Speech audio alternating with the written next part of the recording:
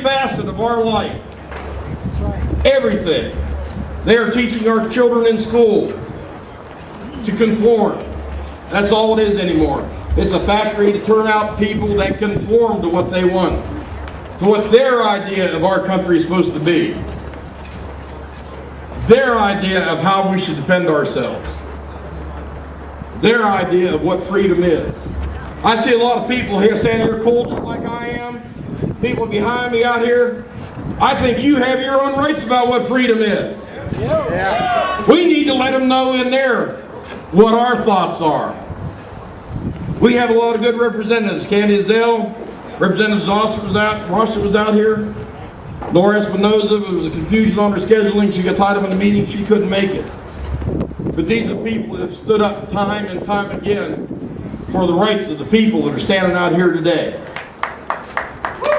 They need a hand too. They need to know you support them. We need to make sure that we talk to our representatives and our senators. They need to know that not only when they mess up are we going to be in their office, but when they do something to stand up for our rights and stand up for us, we're going to be in their office telling them they did a good job too. That is important. Just like everybody here likes to hear they've done something right, the people we put in the office need to know that. You know, our federal legislation, we have got to get these people in line. We have got to convince them they need to quit going in the flow with everybody else. These are the people that are considering these laws. We have a good representative in southern New Mexico, thank goodness, Steve Ferris. He's done a lot of good for us. He's done a lot of help for us. He's a good constitutional representative. That's what we need to have talking for us. Excuse me, it's cold's getting to me here a little bit. But folks, we can make a difference. Standing out here today like you are has made a difference. Because it's not just the people that's gone in and out the doors behind us, it's not just the people in the office. Every major news media that we contacted was out here today covering this meeting. They've seen people stand out here when the sun wasn't shining, when the wind is blowing, when it's cold. They know we are not fair weather patriots, am I right? Right! And you're right, there's a lot of trees. One thing you may not know about Bob and I, in a cold winter day like this a couple years ago, we received a phone call. We did a radio show on the internet called Bob and Bob Show. Imagine that. In fact, it was really funny. I got in an argument with a guy on Facebook the other day, and he said, boys, I'm going to quit talking to you guys because at least I have enough nerve to write under my own name. And I looked at my screen and it said Bob. I thought, darn. But he left in the hut and said he didn't want to speak to me anymore, so that's all right. But anyways, on a cold winter day on January 5th here a couple years ago, Bob received a phone call when he was on the way over to Roswell to do our show that week. And we had, about an hour and a half of frantic phone calls back and forth around the country because we'd got some news that really made us nervous. Because we had been told that there had been an immense crime committed by one of the top law enforcement groups in the country. Hey, Bob. How many of you are familiar with the name Mike Vanderbilt of the Three Percenters? Okay. All right. Mike Vanderbilt was the man who actually broke the Fast and Furious story. Mike and I have been friends for 20 years. We went to Alabama, trained his militia unit years ago. He called me and was telling me this story. That ATF was literally giving guns to Mexican cartels. And that he believed Agent Terry had been killed by one of those guns. Now this was January 5th. And he already had that much information. Mike was also one of the Minutemen when we went down and interdicted illegal aliens on the border. We actually had worked the area where Agent Terry was killed. So he was familiar with the area. But Bob's right. The story was so far out that we kept this barrage of phone calls going back and forth as he was getting information. And then I would call Bob and say, man, I got this wild story. You're not going to believe this. You know, and until we finally decided to go ahead and go on the air with it. on January 5th. And it was, how long was it? 9 months before NBC ran its first story after that on Fast and Furious. So go ahead. Oh, I'm sorry. Oh, that's all right. Just hang on to that mic and stay right there, because you know one of the things that you have to look at, people, and I know you've looked at it, you're all standing here freezing like we are. We took on the federal government. We took on the Justice Department because we were the first broadcast media in the country to put out what a criminal Eric Holder was. To put out the fact that they were running under the Obama administration. They were running an illegal gun program. You know, and it's really bad because you have the Justice Department saying, you know, we support the laws in the country. Well, you know what? I supported the laws of this country. And never once did I think I had to break state law, federal law, or international law to do my job. And that's exactly what they did. They had gun dealers, and they're stupid enough they signed letters for them. They had a man walk in with a grocery bag full of cash and bought 50 AK rifles.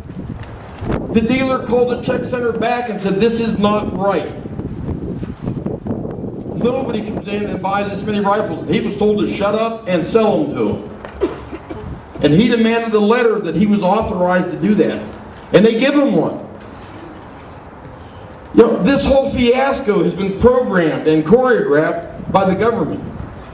And what is essential to understand why this was done was because they wanted to create this illusion that the American sporting arms industry was the gun supplier to the evil Mexican cartels.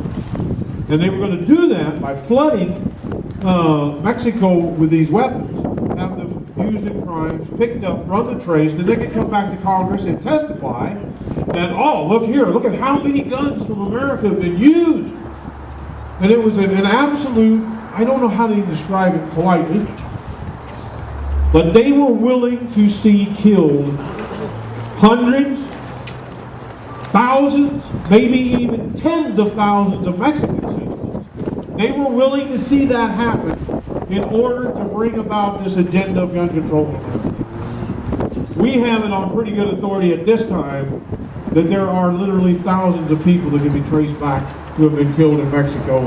How many of you may remember the birthday massacre in Juarez, where they shot up a little child's birthday party? That was Fast and Furious guns provided to the Mexican cartels by your tax dollars. Now that sure kind of countermands the president's comments that if I can save one child's life by banning these guns, we'll do it. Hitler did that. Hitler did that, you're right, but how many children were killed by those guns that our government sent across the border? These are the people who want to regulate your life. These are the people who are willing, I mean, I want you to think about just the cynicism involved. That I am willing to corrupt another country. I am willing to exacerbate what is essentially a civil war between the government of Mexico and the drug cartels of Mexico. We're willing to do that. We're willing to spend whatever Mexican blood we have to make sure that American gun laws are changed to limit the freedom of the people of the United States. These are the people we're dealing with. We can no longer, see, how do you deal, ask yourself this question. How do you deal with people to whom reality has no relevance? And that's who's in control now. They don't care that if you have, that every statistic shows that if you have more guns, you have less crime and you have less death. They don't care. It's irrelevant to them. It's an ironclad empirical statistical fact and they just don't care. And that's why I say it's never about the crime and it's never about keeping people safe. It's about taking away your freedom because that's going to be the only real effect of the laws that they're proposing. You know, I see out here today there's a lot of, I see a Vietnam vet hat. How many veterans do we have standing in this crowd out here today? Let's raise your hands, let's see. All right, number one, we want to thank you guys for your service, and ladies, all of you. We're proud of every one of you. But now I got a question for you, and I want to hear a loud, rousing answer. You've heard what we've said here today. You know what the government's trying to do, or you wouldn't be standing here today. Is this what you went and served your country to see? Oh, come on now. Hell no! That's better. Because I know it's not what my family spent their lives for. I know it's not what my dad served in 2 wars for. I know it's not what Bob's dad served for. This is not the country we want to leave to my grandkids. I had 3 little granddaughters this year. You know the only thing they was Grandpa for Christmas? And I had to hang my head a little bit. But I bought them pink BB guns. I went through the register like this, but I bought them, by golly. Yeah, we bought 3 pink BB guns for my granddaughters. That's what they wanted Grandpa to get them this year. I don't know, you're going to have to that's them. That's not black anymore. Yeah, maybe we can hang little, you know, kind of little decoration stuff on it. Yeah, paint curlicues and stuff. But, you know, this is the hypocrisy to what they're doing, folks. That rifle right there that young man has on doesn't fire any different than that M1 that vet was carrying around. You pull the trigger once, it fires 1 round. And that's it. And this goes back to that they don't care about reality. And that's why the debate itself becomes the trap.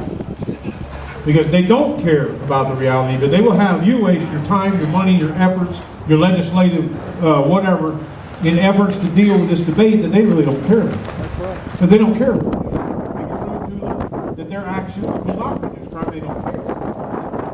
You know, one of the realities that is coming clear to me, other than this poll, I've been doing this for 25 years, and the one great big encouraging thing I'm seeing is look around at the crowd today and how much younger this crowd is than this crowd was 20 years ago. So the young people are starting to come alive.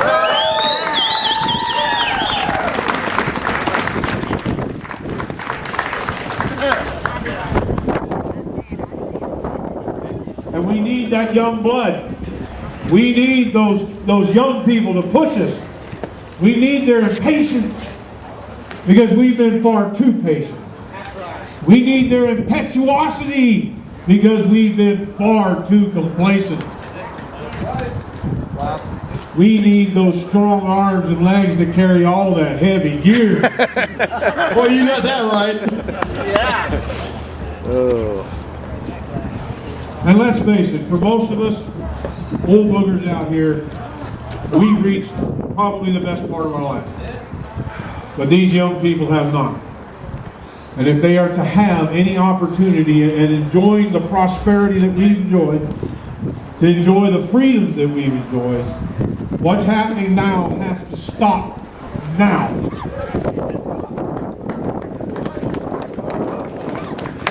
You know, folks, we're going to jump back a minute to the hypocrisy of what's going on with our federal government and some of the things that are happening. Something that just came out here in the last month or so.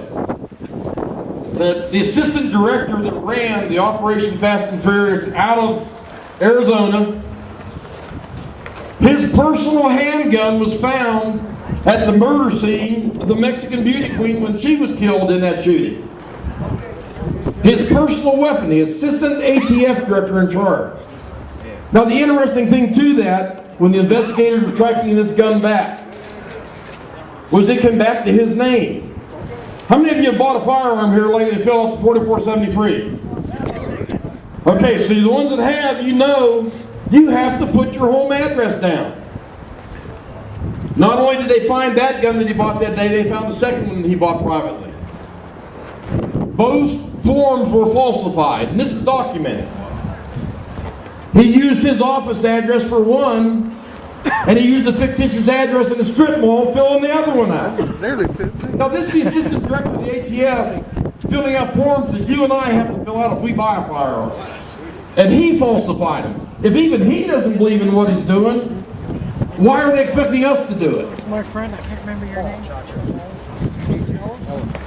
So, if you understand that the people you're dealing with don't care about reality, and you understand that they are more than willing to break the law, and if you understand that innocent blood on their hands is totally irrelevant to them, much of your course should now be clear to you. Much of your passion should now find a place to be directed.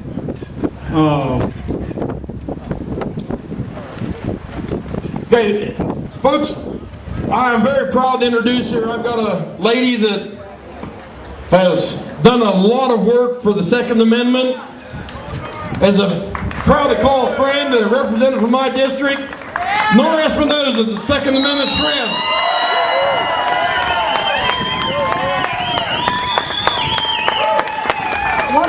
What an honor it is.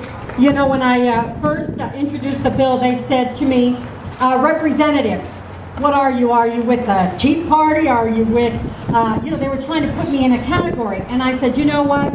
I said, I'm none of the above. What I am is I am an American. I am standing for our freedoms, and I believe that if we do not unite and protect our freedom, the Second Amendment, our rights, we are going to lose it. But we must become very well educated in the process here in the legislature. They will not listen. Senators or representatives will not listen to people that are not their constituents.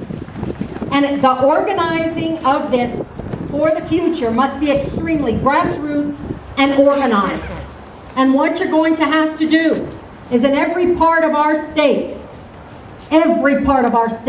because I know there was a rally in Farmington, we need to get all the rallies and have one huge one where we can literally go to our representatives and our senators and say, listen, you live in my district, I voted for you, I want our Second Amendment rights protected.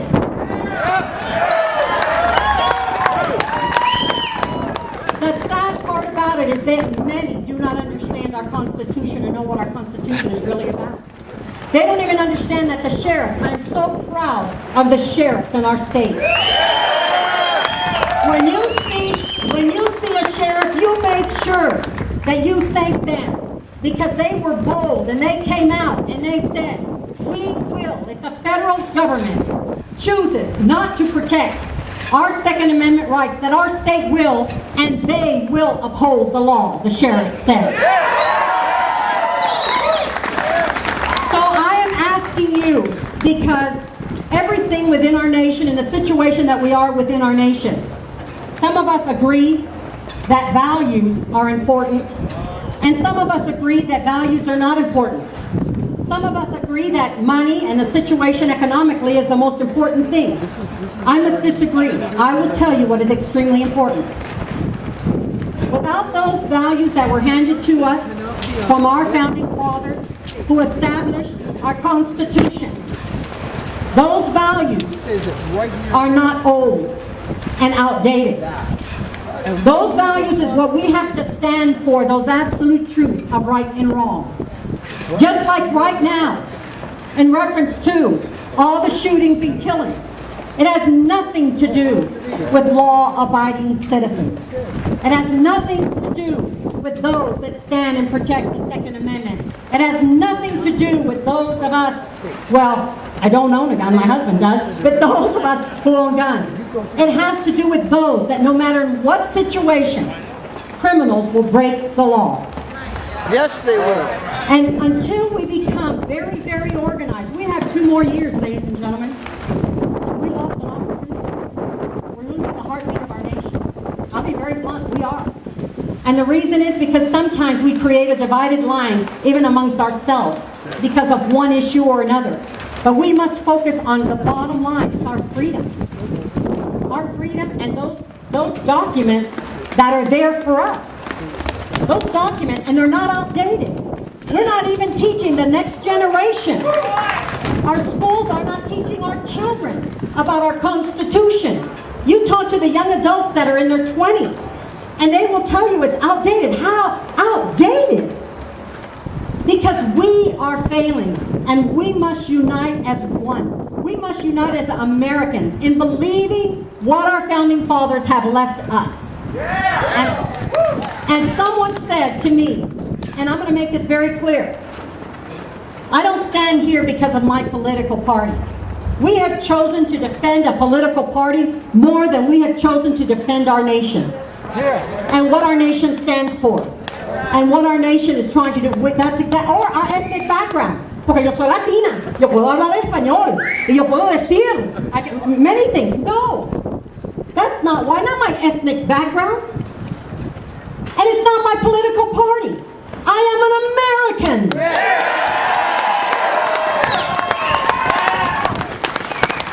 And I don't care what they want to call me, but I will continue to say, the only reason I am speaking, the only reason I am standing, because I look at my grandbaby, who's 8 years old, and I want her to have what I have had, and what I have presently. So I am asking you, as I end my speech, I am asking every single one of you, when you start criticizing somebody else that is standing for America, that you find a common ground. And our common ground is freedom, abide by the laws of this land, abide by our Constitution. And we're not against anyone or anything. We're law-abiding citizens, and we expect anyone that comes to this great nation to abide by our laws. And in closing, it is vitally important, because they have said, while Representative, those values are ancient. We don't need to be supporting them. I'm telling you, those values of right and wrong, God, family, and country that my father and my mother handed down to me are not old. They are burning very, very strong within my heart. And I ask that they burn within yours, that we become organized, grassroots, in every part of our state and every part of our nation in the most peaceful way. But until we do that, we will continue to rally like we are today and see no change. And see no change. Did you hear what I said? Yes. We will see no change. So I ask and I pray that we as Americans stand united for those values, those principles, and our Constitution. God bless you. Nora Espinel, ladies and gentlemen. Nora, thank you very much. We know you're busy, and we appreciate you took time to come out and speak with us. Well, that's why we're going to win. That's it. Nora Espinel, ladies and gentlemen.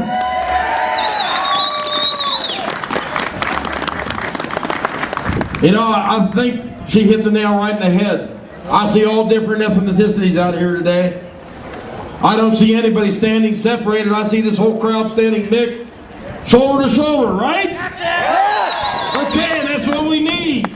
We have got to stand together, people. As a famous American once said, we'll either stand together or we'll sure hang separately. Yeah. And you know, we've got awful good people here. And there's a lot of different groups represented here. How many are Tea Party groups across the state? Yeah! And that's why the establishment hates the Tea Party. How many gun groups we got here? How many people who love the Constitution are here? One of the groups that's joined us today is, we've got representatives from Second Amendment Task Force out of Alamogordo. They have brought a sack full of these shirts. It says, "Got rights" on the front, across 1911. Yeah. And on the back it says, "You'd be surprised." We got them, we just have to make sure we keep them. They have a sack full of these, and for as long as they last, they'd like for everybody to come by and get one with their compliments and as to thank you for coming. So they're right over here under this come and take it flag. Raise your hand there, Matt. Okay. Oh, okay. The lovely lady there holding up. So if you want one of these, go get it. Okay. Now, one of the things that we talked, well, I said free stuff and look at One of the things we talked about was talking about liberty, but there's other things that we need to be doing.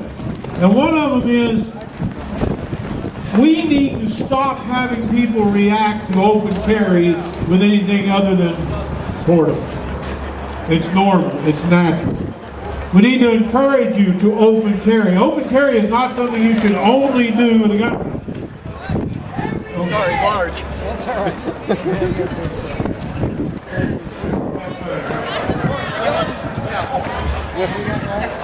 Hang on just a minute. Put that Take Back America rights. This is a song by Steve Loss. We'll play while you guys get your booty here. And it's called Take Back America.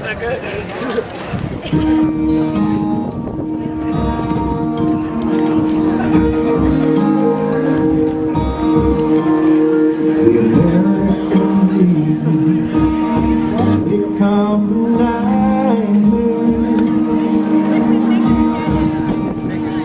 Find the time on cardboard and tellers in town.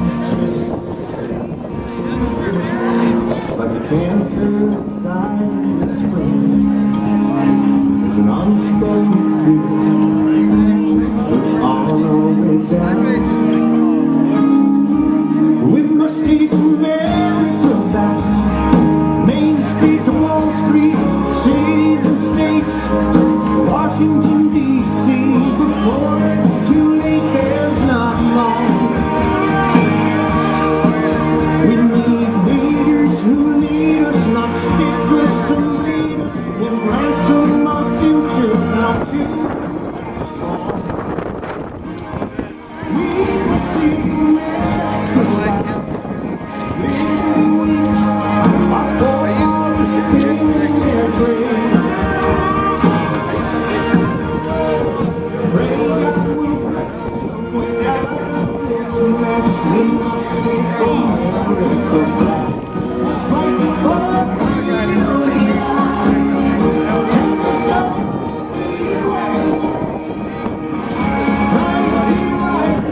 It's Independence Day.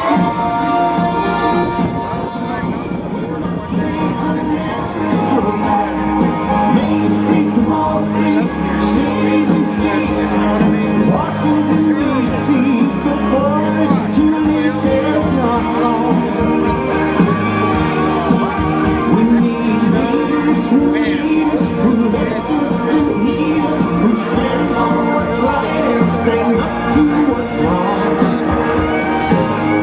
We must take America back. Now and forever with God in His rightful place. Then He will bless and protect the U.S.